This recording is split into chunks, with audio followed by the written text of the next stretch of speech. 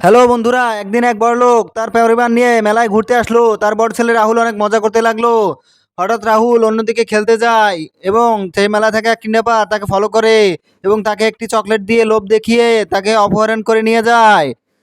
রাহুলের বাবা মা রাহুলকে না পেয়ে তাকে খুঁজতে থাকে এবং তারা খুঁজে পায় না। ফলে তারা দিক বিদিক খুঁজতে থাকে এবং তারা হতাশ হয়ে পড়ে।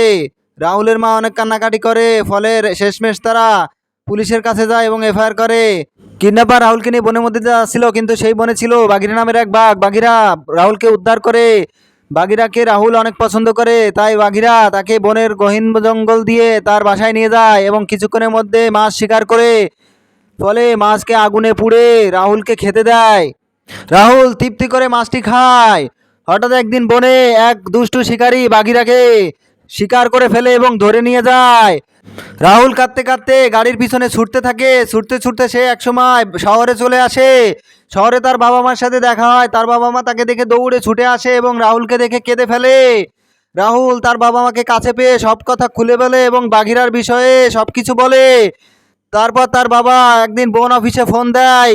বন দপ্তর পুলিশ নিয়ে যায় এবং শিকারীকে আটক করে ফেলে এবং বাঘিরাকে ছেড়ে দেয়। বাঘিরাকে পেয়ে রাহুল অনেক খুশি হয়। বন্ধুরা, বাঘিরার জন্য একটা লাইক করে দাও।